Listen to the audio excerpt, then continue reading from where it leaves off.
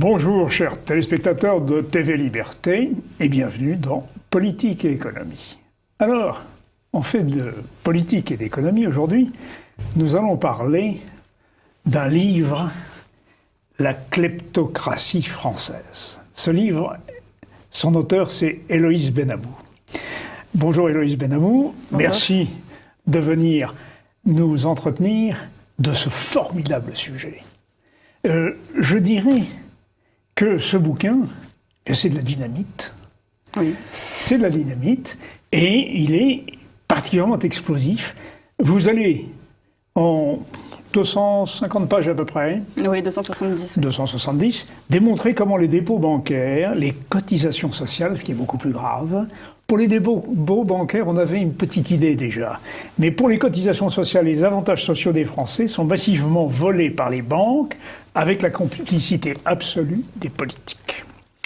Alors, que je vous présente en quelques mots, Héloïse Benamou, vous êtes comptable. Oui, tout à fait. Et vous savez lire un bilan comptable. Oui, c'est mon métier. Et voilà. Et ça me paraît être une très bonne chose dans la matière qui va nous occuper pour cette émission. Et c'est en analysant les bilans, par exemple dans l'affaire Kerviel, des diverses entités de la Société Générale, et ça, quand on dit diverses entités, c'est par centaines. Hein, Oui, oui. hein, nous sommes bien d'accord. Que vous avez découvert de très étranges réalités, très étranges entités. Manifestement, il s'agit de brouiller les pistes. Tout à fait. Mais ce qui est derrière votre enquête, parce que c'est une enquête journalistique, je dirais policière aussi. Un petit peu, oui. Oui, Oui, oui. hein, c'est que, eh bien, on s'aperçoit que nous sommes totalement entre les mains d'une oligarchie. Alors vous donnez des noms, il y a des hommes, un petit groupe d'hommes, des banquiers, il y a beaucoup de Français dans ces banquiers, il ne faut pas croire qu'on va les chercher forcément outre-Atlantique, hein, et que ces hommes gouvernent la France à la place de l'État. Que finalement, nos politiques, quels qu'ils soient, c'est un peu un théâtre de marionnettes. Et alors, je n'avais pas beaucoup d'illusions sur le système bancaire, et nos téléspectateurs, surtout la politique et l'économie, n'en ont pas trop. Mais quand on s'aperçoit, Héloïse Benamou, que même la sécurité sociale finalement est entre les mains de cette oligarchie, qui par le haut lui pompe sa substance, la richesse, à cause de la dette évidemment, et s'invente des produits de toutes sortes pour financer cette dette, mais littéralement en servitude l'État français et les Français. Alors, j'ai déjà trop parlé, je vais vous laisser la parole, Héloïse, mais vraiment, je recommande à nos téléspectateurs de lire son excellent livre. Vous avez fait là un travail tout à fait remarquable, au bénéfice des citoyens, au bénéfice de la clarté, de la liberté aussi. Alors nous allons, dans une première partie, nous intéresser au système bancaire et financier que vous qualifiez d'imposture. Qu'est-ce qui vous permet de dire que c'est une imposture ? J'explique que c'est une imposture à cause du fait que, normalement, il appartient à l'État de mettre en place les politiques publiques, évidemment, Oui. et que ces politiques publiques ne peuvent se mettre en place qu'en ayant le contrôle de l'instrument monétaire et financier. Voilà. Ce qui est en soi logique, et jusqu'à ce que les banques prennent complètement le contrôle de la France, comme j'explique dans le livre, à travers un processus. C'était le cas lorsque le général de Gaulle avait nationalisé les banques. Oui. Et que, suite à cela, le traité de Maastricht... Alors vous avez fait un grand bond, mais il y a eu des étapes. Il y a eu des étapes. En janvier 73, c'est pour ça que notamment. que c'était un processus. Oui. Oui. Voilà, un long processus. En 73, oui, il y a eu la loi qui a permis en fait, aux banques privées de court-circuiter le financement de l'État. Voilà, la Banque de France ne pouvait plus financer l'État. Voilà, tout à fait. Il fallait passer par les banques commerciales. Voilà. Donc ça a été progressif. Évidemment, et puis il faut aussi contextualiser par rapport à la situation dans laquelle était le système monétaire international en 1973, puisqu'il faut se rappeler que les talons or avaient été abandonnés quelque temps avant. Oui, en 71, exactement. Voilà, tout à fait. Oui. Et que donc il fallait pouvoir garantir une certaine stabilité au système monétaire et financier qui était maintenant indexé sur les talons dollars. et les taux de change qui étaient fluctuants. Oui, absolument, qui était... Donc ça a été dès ce moment-là, et ça a été un enjeu aussi de permettre au système fiscal, de permettre d'alimenter et d'apporter une certaine stabilité au système monétaire international. Ça a été déjà en discussion, notamment parce qu'il y a eu aussi en 1973 la commission trilatérale qui a été créée. Oui. Et dans le premier rapport de la commission trilatérale qui a été publié, l'enjeu c'était ça. C'était comment stabiliser le système monétaire international après ce bouleversement qu'avait été 1971. 71, la suppression de la convertibilité hors du dollar. Voilà. Et on parlait déjà justement de la création de l'Union européenne, on parlait déjà d'une monnaie européenne. Voilà. Alors, ensuite, le processus se développe pour arriver alors à une maîtrise absolue, finalement, du système bancaire sur les finances publiques. Oui, donc dans la continuité de ces phénomènes, il y a eu la privatisation des banques dans les années 80. Oui.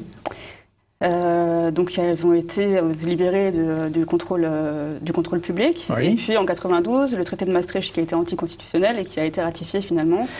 Anticonstitutionnel. Pourquoi dites-vous qu'il est anticonstitutionnel? Expliquez-le à nos téléspectateurs. C'est ce que je disais tout à l'heure. C'est justement le fait que normalement la politique monétaire doit servir à mettre en place les politiques publiques. C'est inscrit dans la Constitution. C'est inscrit dans la Constitution, voilà. Oui. Donc, et on n'a pas réformé la Constitution là-dessus? Elle a été révisée lorsque les traités ont été, lorsque le traité de Maastricht a été ratifié. Si, ratifié, oui. Voilà. Oui. 92. 92, février 92, et j'ai reporté le discours de Philippe Séguin dans le livre, qui était absolument très significatif. Très significatif et visionnaire. Visionnaire, il prévoyait très bien cette espèce de ce qu'il dit, cette Europe fédérale au rabais, qui est exactement ce dans quoi nous sommes aujourd'hui. Oui, c'est tout à fait frappant, ce discours de Philippe Séguin est d'une clarté, et je renvoie nos téléspectateurs à la lecture. Nous n'avons pas assez de temps, mais j'aurais aimé en lire quelques phrases qui sont révélatrices de ce qui nous arrive aujourd'hui. Oui, oui. Alors, on pouvait concevoir que l'État jouait peut-être un rôle trop important, je ne sais pas, mais le résultat, Héloïse Benamou, c'est que aujourd'hui, vous le dites à un moment, les actifs des banques représentent 340% du PIB français. C'est-à-dire qu'elles se sont mises à inventer des produits de toutes sortes, à faire des combinaisons innombrables. C'est ce qu'on appelle la financiarisation de l'économie. Mais cette financiarisation n'est pas allée à l'investissement. Elle n'est pas allée à la croissance. Elle n'est pas allée aux infrastructures publiques. Elle est allée à des produits improbables, à des sociétés financières mal définies, et vous publiez les extraits cabis de certaines, vous montrez les ramifications qui tournent autour de la Société Générale, et c'est véritable. Ça nous donne le tournis. C'est vertigineux. C'est vertigineux. Oui, bien sûr. C'est vertigineux. Les montants, l'organisation, il y a beaucoup de choses qui sont très complexes dedans, oui. Et j'ai employé le terme de théâtre de marionnette tout à l'heure, mais en réalité, c'est à vous que je l'avais emprunté. Pas de mal. Il y a une mise en tutelle par les banques. Oui. Et je crois qu'on ne mesure pas assez l'importance de cette mise en tutelle bancaire. Moi, je trouve qu'on sous-estime dans la politique, dans l'économie, l'importance de l'instrument monétaire. Et son rôle qui est vraiment presque civilisationnel, qui est de bâtir une sorte de cosmos, de créer du droit, de façonner l'État, d'organiser les rapports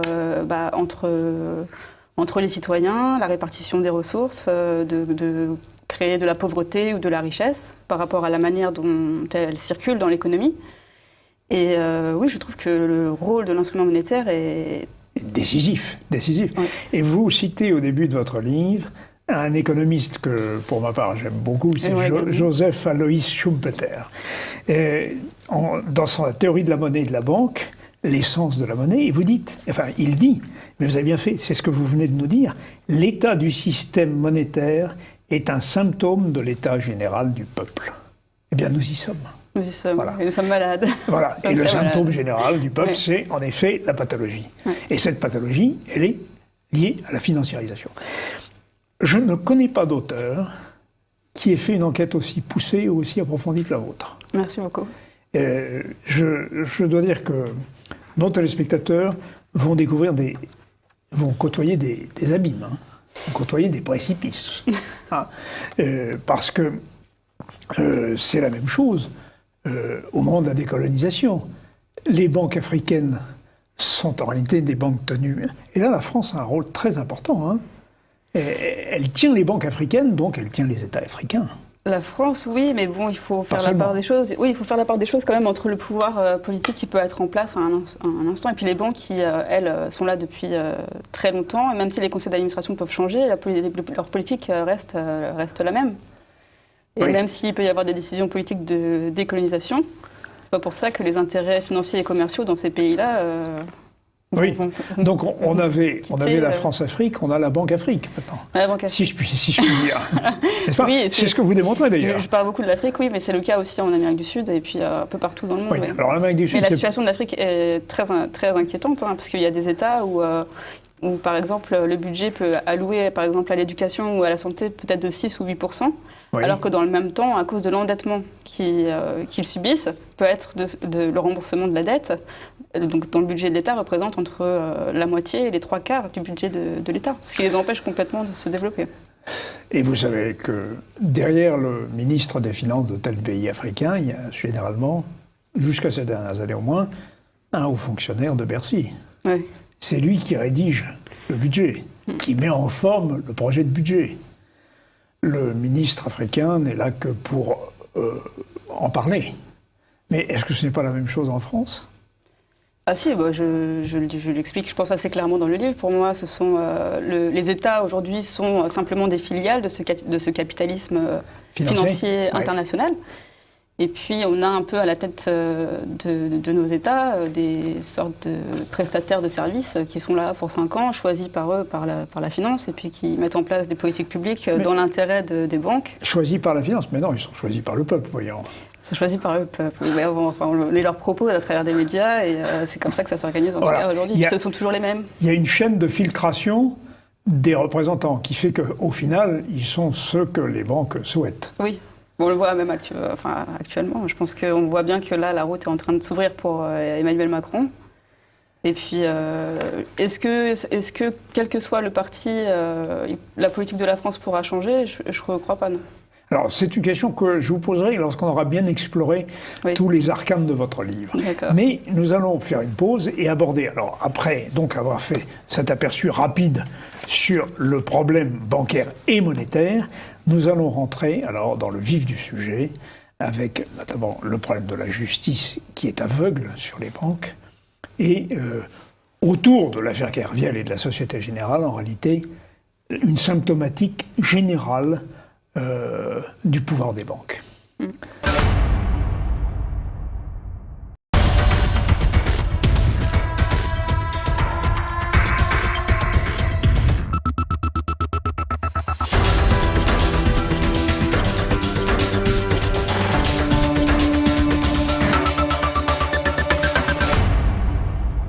Alors, Héloïse Benamou, votre livre, la kleptocratie française, c'est-à-dire le pouvoir des voleurs, hein, quand même, ou le pouvoir aux voleurs, eh bien, dans sa deuxième partie, commence par un titre qui me paraît significatif. La crise était presque parfaite. Qu'est-ce que vous allez-vous signifier par là ? Alors, donc je reviens, donc pour expliquer, pour contextualiser, je reviens sur la crise qu'il y avait eu en 2008. C'est ça, c'est la crise de 2007-2008, dite crise des subprimes. Tout à fait, pour expliquer que cette crise était en fait une fraude et qu'elle avait mis en cause des délinquants au col blanc qui siègent au sein des conseils d'administration dans les banques, dans les agences de notation et puis pour certains dans les gouvernements, dans les cabinets d'audit, et que finalement il n'y avait eu aucune poursuite face à cette fraude massive qui avait plongé quand même dans la détresse des millions de personnes à travers le monde, hein, parce que quand il y a une crise, les conséquences se font ressentir un peu partout, dans des usines en Chine. Il y a eu des faillites, il y a eu des banques qui ne se prêtaient plus entre elles, qui ne prêtaient plus aux artisans, aux commerçants. Il y a eu la faillite de Lehman Brothers. On ne va pas trop pleurer là-dessus. Non, mais il y a par contre beaucoup d'Américains qui se sont retrouvés à la rue. Voilà, c'est ça. Les finances publiques se sont retrouvées très affectées par par justement ces spéculations qui ont fait perdre beaucoup d'argent à des caisses de retraite ou aux États. Donc il y a eu des conséquences qui étaient très lourdes. Et j'explique que comme il y a effectivement une distanciation entre les coupables et les victimes, parce que quand on est, par exemple... Très important ça, c'est très important. Quand vous dites ça, ça veut dire qu'il y a des victimes, mais alors la chaîne qui permet de remonter aux auteurs, finalement... Elle est invisible. Invisible et très difficile à démêler. Oui. Ce qui leur offre en fait une forme d'impunité, évidemment. Alors, il faut que nos téléspectateurs comprennent qu'il n'y a pas une once de complotisme dans votre propos. Ah non, pas du tout. Ce ne sont que des faits. Que des faits, oui. Que la comptable que vous êtes décrypte avec des documents. Oui, tout à fait. Par exemple, je pense qu'on va y revenir après, mais sur le problème de la sécurité sociale, donc les placements qui sont faits par la sécurité sociale, pour le régime général, pour les salariés, se font sur un marché qui se trouve à Londres. Oui. Et les placements sont indexés sur des devises étrangères. Et pendant 10 ans, ces taux ont été manipulés par les banques qui sont chargées de faire les transactions. Voilà. Pendant 10 ans, c'est quand même... 10 ans. Et en toute impunité. En toute impunité. On n'en entendra jamais parler, on ne saura jamais combien ça a coûté à la France, en termes d'augmentation des cotisations, de chômage. Bien sûr. Donc le fait qu'il y ait par exemple une manipulation de taux sur le Libor aussi, oui. Sur un organisme comme la CADES ou pour la cause. Pour nos téléspectateurs, CADES, c'est la caisse... Caisse d'amortissement de la dette sociale. Voilà, qui s'occupe donc de placer... De reprendre les déficits pour le régime général des salariés, et elle se finance par des emprunts sur les marchés financiers. Voilà. Donc pendant 10 ans, on a manipulé les taux. Voilà. Donc il y a en quelque sorte une pompe à finances, c'est le cas de le dire, je parle comme le père Ubu, une pompe à finances qui pompe sur les budgets sociaux au bénéfice de la galaxie financière. Tout à fait. Qui, alors, sur les commissions, sur... les commissions, oui. C'est là-dessus qu'elle gagne des sous, si je puis dire. Hein. Les commissions aussi, voilà. Oui. Pour le régime général, ils ont payé jusqu'à 900 millions de commissions parfois par an. C'est monstrueux. Alors, mais on en est sur la sécurité sociale, on en parlera ensuite. Mais pour l'instant... Donc la crise était presque parfaite, vous avez... Voilà, donc c'est ce que j'explique, cette distanciation-là qu'il peut y avoir entre les auteurs de grande délinquance financière internationale et puis les victimes qui s'ignorent. Ils ne savent pas qu'elles ont été victimes que si, par exemple, leur cotisation augmente ou si le budget de l'État doit être revu d'une manière drastique. C'est aussi parce qu'il y a des conséquences de pertes sur les marchés financiers, d'argent qui est perdu, qui s'échoue, qui est détourné... toutes ces choses-là. Et puis, donc pour déterminer tout ça aussi, il faut qu'il y ait des enquêtes qui permettent de mettre en lumière qui est responsable de quoi, et puis qu'il y ait des poursuites qui soient engagées contre les responsables. Un parquet financier qui existe en France. Oui, mais il y a très peu d'enquêtes qui s'ouvrent sur ces sujets. Très peu d'enquêtes. D'autre part, comme il s'agit souvent de budget public, logiquement, les parlementaires devraient aussi mener leurs enquêtes, leurs investigations. Et demander des réunions d'investigation sur ces questions. Oui, aux États-Unis, ça a été le cas. Il y a eu quand même des auditions sénatoriales aux États-Unis qui ont permis justement de mettre ces choses-là en lumière, mais en France, pas du tout. En France, on nous a dit qu'on était complètement à l'abri, que les banques françaises étaient très solides, que BNP Paribas était l'une des meilleures banques du monde, que la Société Générale n'était pas exposée au subprime, enfin tout un tas de choses. Oui, qu'on a entendu en effet, cocorico, sauf que c'est tout sauf l'intérêt national. Et oui, bien sûr. Alors, donc la crise des subprimes arrive, et puis immédiatement après, on aura l'affaire Kerviel. Bon. Alors, il y a un scoop énorme dans votre livre, on va en informer nos téléspectateurs. Jérôme Kerviel n'était pas employé de la Société Générale.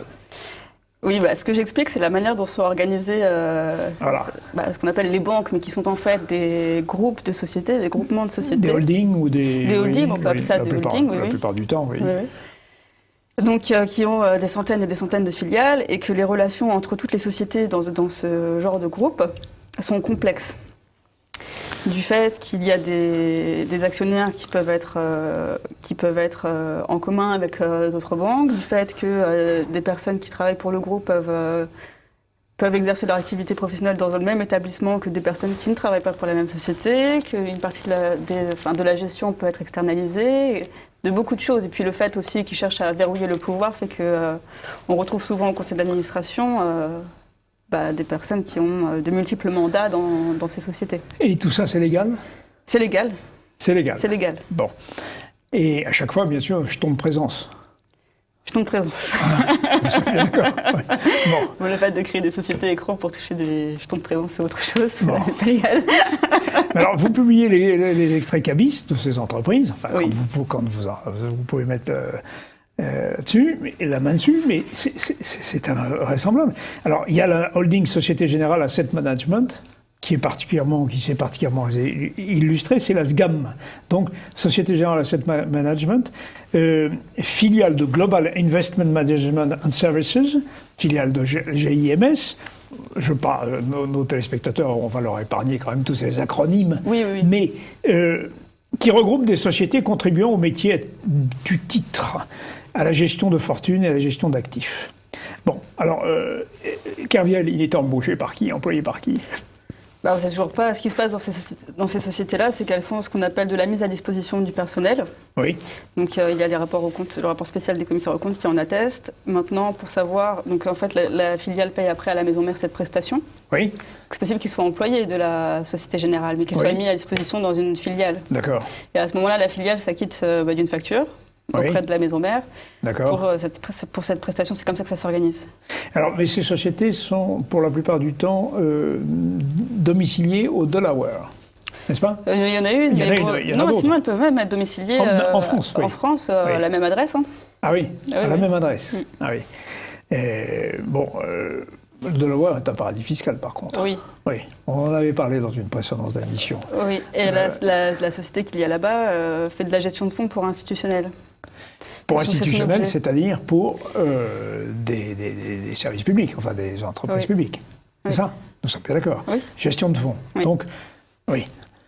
Là aussi, pour des emprunts liés à des dettes. Bon, là, j'ai pas... oui, mais ça, après, au niveau du Delaware, c'est difficile d'avoir accès à beaucoup d'informations. Oui. Mais en tout cas, ce qui s'est avéré, c'est que lorsqu'il y a eu la fraude de Jérôme Kerviel qui a été mise en lumière au mois de janvier 2008 par la Société Générale, il y avait d'autres fraudes qui avaient lieu en même temps à la Société Générale, dans des filiales du groupe qui étaient aussi à la Défense, qui faisaient des opérations sur les produits subprime. Il s'est avéré qu'elles ont été mises en cause par l'AMF, condamnées à payer des amendes, mais qu'il n'y a eu aucune poursuite pénale contre les dirigeants de ces sociétés-là. Alors, l'AMF, il faut rappeler ce que c'est. L'autorité des marchés financiers, c'est un peu un gendarme Le gendarme de la finance, théoriquement. Bon. Mais est-ce que l'AMF, là aussi, a les moyens, véritablement, de ces investigations ? Elle pensait pouvoir le faire, en tout cas. Oui. Parce qu'aux États-Unis, il y a la SEC, Security and Exchange Commission, qui, quand même, est, me semble-t-il, plus puissante et plus efficace. Non ? Qu'en pensez-vous ? Non, pas plus. Je sais pas, ils n'ont pas évité Madoff. Ils n'ont pas évité Madoff. Oui, c'est raison. Ils n'ont pas évité la crise. Bon, ben voilà, la réponse, nous avons la réponse. Nous avons la réponse. Oui, ils n'ont pas évité Madoff, ils n'ont pas évité... ils n'ont pas évité non plus le trafic des comptes de la Grèce. Oui. C'est quelle banque déjà ? Goldman Sachs. Goldman Sachs, qui non seulement avait trafiqué les comptes, et puis en plus de ça, spéculé sur la faillite de l'État. C'est ce que vous montrez très bien dans le bouquin aussi. Oui. C'est-à-dire que donc, Goldman Sachs trafique les comptes de la Grèce, les comptes publics de la Grèce, pour que la Grèce obtienne des emprunts. Bon. Et Goldman Sachs joue à la baisse contre ses emprunts, n'est-ce pas ? C'est-à-dire que si l'État effectivement fait faillite, il gagne de l'argent. Voilà. Aujourd'hui, on peut spéculer sur tout et n'importe quoi. Donc, c'est ce qui s'était passé sur les titres, les titres pourris des subprimes. Oui. Parce qu'ils avaient spéculé sur le fait que les titres seraient insolvables et puis ils ont gagné de l'argent. Donc, c'est ce qu'on appelle du pouce au crime. C'est-à-dire qu'on va fausser les comptes pour fragiliser tel ou tel État, et au surplus, sa fragilisation, sa faillite, vous rapportera de l'argent. Oui. Ça s'appelle comment, ça ? moralement parlant, c'est du cynisme absolu. Enfin, ou plutôt, c'est du gangstérisme financier. Oui. Moi, vous n'avez pas peur du terme? Non, je pense que c'est ce à quoi on a affaire actuellement, oui. Donc, du gangstérisme financier. Oui. Et est-ce qu'il y a d'autres autorités susceptibles d'enrayer cela? Bon, vous avez parlé de l'AMF. Mais... L'AMF, la commission bancaire? Oui, alors la commission bancaire.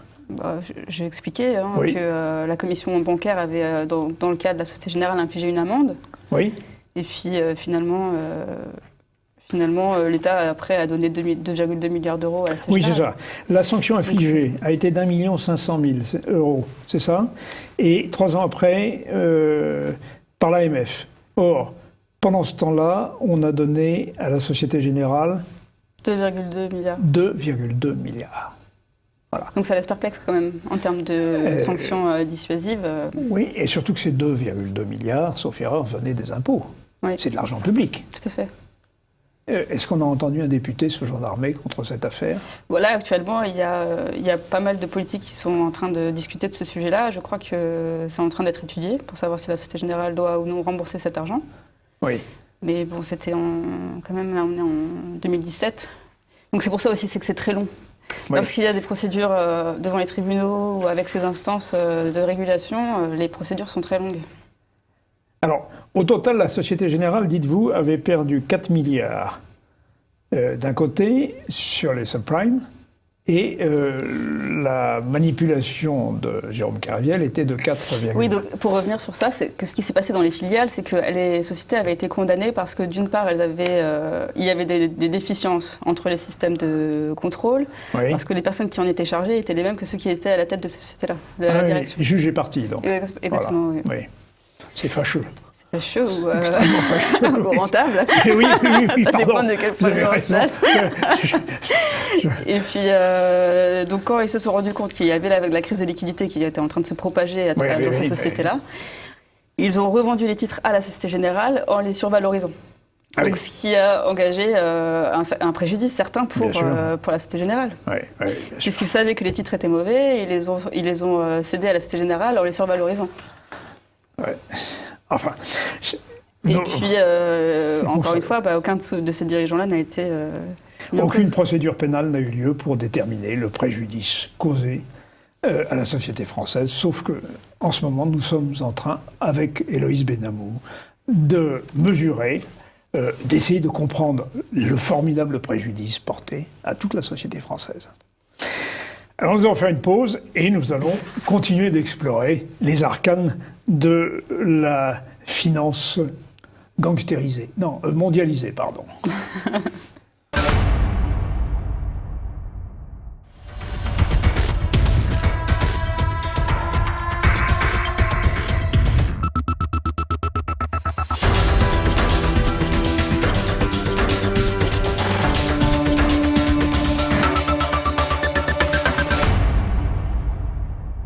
Alors, Héloïse Benamou, toujours ce livre dynamite, hein, la kleptocratie française,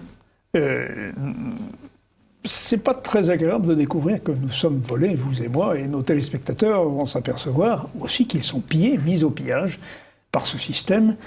C'est fort désagréable. Mais à la limite, on pourrait se consoler en disant nous avons des autorités pour ça, on a parlé de l'AMF. Il y a des sanctions, il y en a eu un peu, très peu regardez préjudice, hein, nous sommes bien d'accord. Hein, Alors, on voit bien qu'il y a toujours un décalage dans les enquêtes. Elles arrivent toujours assez tardivement. Hein. Et dites-vous, assez justement, imaginons un seul instant qu'il s'agisse d'une scène d'homicide et qu'on demande aux policiers de revenir dans une semaine le temps de faire le ménage. Autrement dit, d'effacer les preuves. Alors c'est quand même assez redoutable. Je le dis pour nos spectateurs, vous trouverez, grâce à Héloïse Benamou, dans le livre, des noms de personnes qui se livrent à ces joyeusetés financières. Alors évidemment, au sommet, on a un personnage qui n'a pas été très sympathique au moment de l'affaire de la Société Générale, c'est Daniel Bouton, son ancien patron, qui, on se rassure, je crois, aura une retraite de 750 000 € par an. C'est ce que vous citez, n'est-ce pas? Bon. Alors, mais son successeur, vous n'êtes pas tendre... il a une société de conseil aussi. Ah, une société de conseil, bien sûr. Mais vous n'êtes pas tendre avec son successeur, Frédéric Oudéa, non plus. Je pense que c'est mérité. Ah, vous pensez que c'est mérité? Je dirais que voilà, ça a été, par exemple, c'est intéressant le cas de Frédéric Oudéa parce que la manière dont a été présentée l'affaire, c'est-à-dire que la Société Générale était une seule société. On nous a présenté Daniel Bouton comme le PDG de la Société Générale, celui qui était responsable. Il a présenté sa démission au conseil d'administration, qui a été refusée dans un premier temps. On lui a dit qu'on ne quittait pas le navire comme ça et qu'il fallait d'abord résoudre la crise, qu'il était compétent pour ça. Et alors donc il y avait Daniel Bouton. Il y avait Jean-Pierre Mustier qui était chargé de la Banque de financement et d'investissement, tel qu'il a été présenté, et Frédéric Oudéa qui n'avait pas été concerné et puis finalement était le plus à même, donc comme il n'était pas concerné, pour devenir le président de la Société Générale à la place de Daniel Bouton. Voilà. Or, en fait, Frédéric Oudéa était membre de la société New Edge, en tant qu'il était à la tête du comité d'audit et des comptes, donc la société New Edge qui était chargée de traiter les opérations passées par Jérôme Kerviel. Voilà. Donc, oui. Donc, qu'on nous dise qu'il n'était pas lié à cette affaire, en plus qu'il était directeur financier.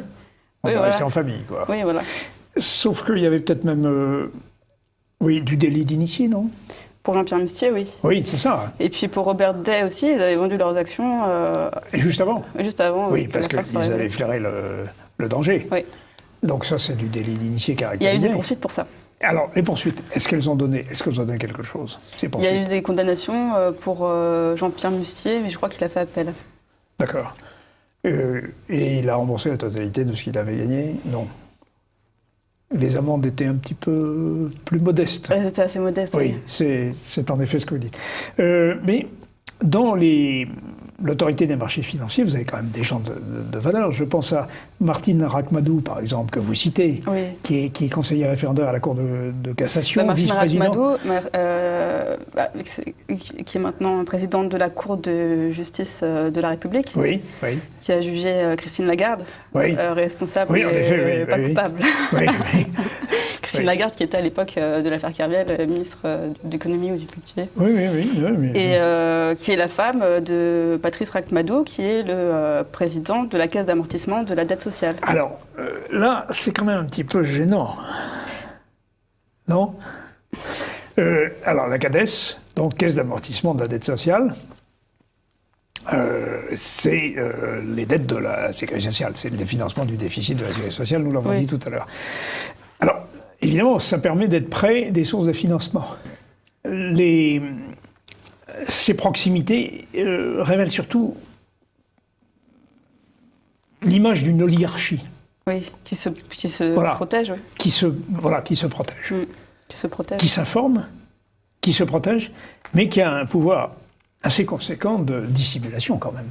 Parce que ces choses-là ne nous étaient pas enseignées par la presse. La presse mainstream, comme on dit aujourd'hui, a-t-elle parlé de ces choses-là?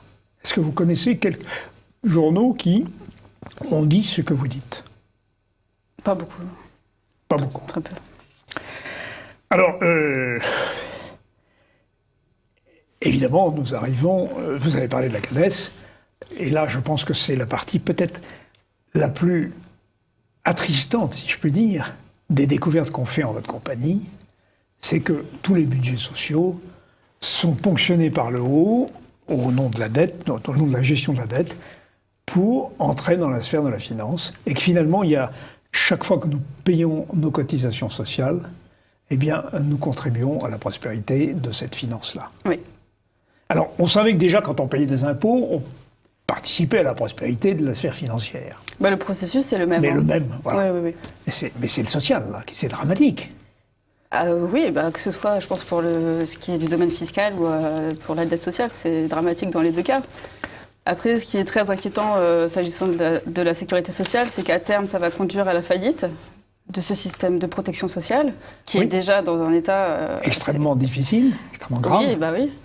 Et puis qu'à terme, ce sera la fin de la paix sociale, que si jamais on ne fait rien pour réformer ce système-là, c'est du chômage, de la pauvreté, des gens qui ne pourront pas se soigner, et puis on va imposer des mesures restrictives, et puis ça sera assez grave. Parce qu'il faut bien comprendre donc que nous avons 33% du PIB, 33% de la richesse des Français, créée par les Français, qui, par le truchement de la dette, se trouve contrôlée par la sphère financière, par l'oligarchie bancaire.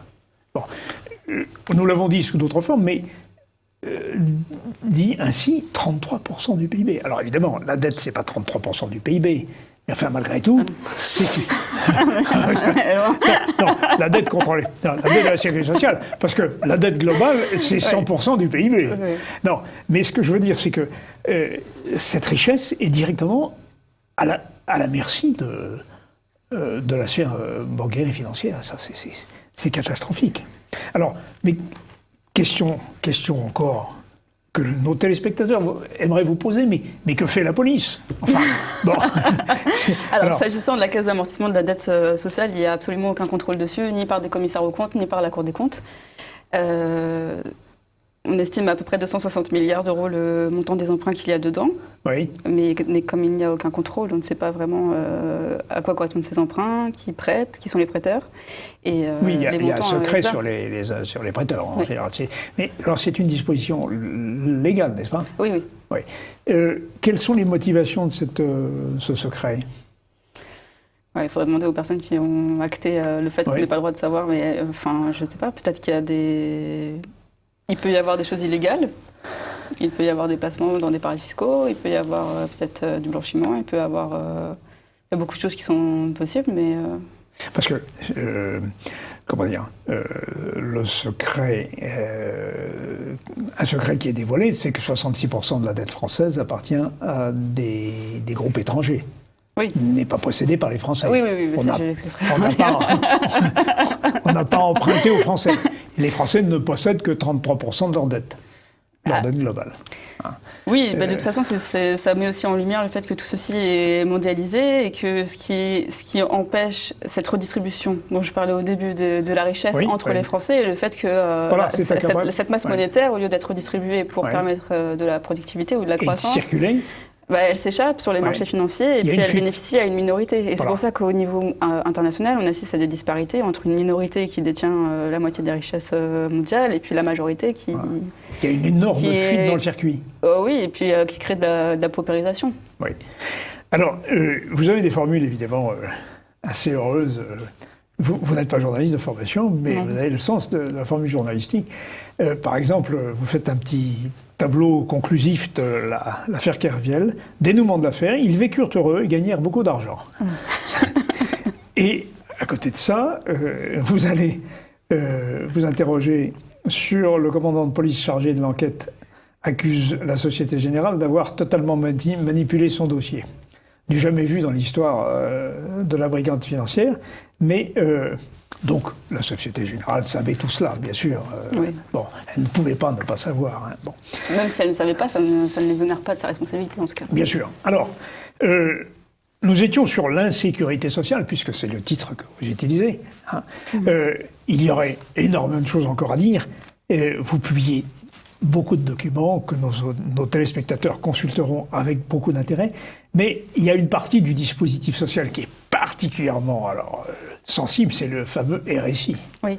Alors là, j'aimerais que vous nous en disiez un mot, parce que d'abord, il est en marge de la légalité. Oui, donc j'explique pourquoi. Donc, d'une part, le RSI, depuis qu'il avait été créé, en tant qu'entreprise privée, était soumis à la certification de commissaire aux comptes, qui refusait de certifier les bilans du RSI. Oui, en effet. Il y a aussi un gros problème quant au calcul des cotisations pour le RSI. Je pense que d'une manière... S'ils ont refusé sincère et véritable, hein, c'est le mot, je crois, ils l'ont refusé parce qu'ils considéraient que ce n'était pas légal. S'ils refusent la certification des budgets du RSI. S'il y a un refus de certifier, ça peut venir de beaucoup de choses. Il y a déjà des problèmes au niveau des systèmes d'information au sein du RSI. Il y a un problème au niveau du calcul des cotisations qui se fait sur des exercices antérieurs. Donc, ils sont en train d'essayer de remédier à ça. Ah oui, oui. Mais ça fait quand même des années là, que le RSI est en place. 2006, oui. Oui. Et, oui, par exemple, calcul de cotisation sur un revenu précédent, de telle sorte qu'un artisan, par exemple, va se retrouver avec 50 ou 80% de son revenu annuel à verser au RSI. Oui, il y a ça. Et puis maintenant, on assiste à... soit, ça m'est arrivé de voir des clients, on leur calculait leur cotisation sur le double de leur revenu, ou alors on leur fait des saisies directement sur les comptes bancaires. Et puis, c'est des artisans qui se retrouvent, des indépendants qui se retrouvent en détresse personnelle. Je reçois maintenant beaucoup de témoignages de personnes qui ont dans leur entourage des travailleurs qui se sont suicidés dans leur commerce à cause du RSI, qui arrivent à la retraite, qui ne touchent rien à cause du RSI. Et puis, même lorsque l'entreprise est fermée, ils continuent de faire des appels de cotisation. Oui, ça, je l'ai vu. Ça. Oui, donc, on est face. Donc, en termes de système de sécurité sociale, je pense qu'il y a encore... c'est inacceptable. C'est inacceptable. Oui, mais non seulement le RSI est illégal, non seulement il prélève des cotisations aberrantes, mais en plus, il est lui-même articulé sur cette sphère financière que vous ne cessez de dénoncer. Il y a des placements qui sont faits par le RSI sur les marchés financiers. Et compte tenu de sa comptabilité, c'est tout à fait étonnant, parce que normalement, il faudrait un agrément pour pouvoir faire ces placements-là. Oui, en effet. Il faut un agrément, et pour ça, il faut avoir une comptabilité qui est probante, qui est sincère. Véritable. Qui représente une image fidèle. C'est pas le cas pour le RSI. Maintenant, les commissaires aux comptes ont certifié avec des réserves, mais la situation du RSI, c'est très inquiétant. Autrement dit, ces gens, comme vous le dites d'ailleurs, sont écorchés vifs. Oui. Et d'ailleurs, Claude Reichmann, qui dirige le Parti des Libérés, le mouvement des Libérés, déposé plainte contre Marisol Touraine, notamment devant la Cour de justice de la République, et dont on disait tout à l'heure que la présidente, c'est Martine Rakmadou. Voilà. Bon. Et ces gens, imaginez cet artisan qui a arrêté son activité, qui continue à recevoir des prélèvements, et lorsqu'il va lire votre livre, il va découvrir qu'en plus, le RSI fait des placements dans la sphère financière et qu'il n'a pas l'agrément pour le faire.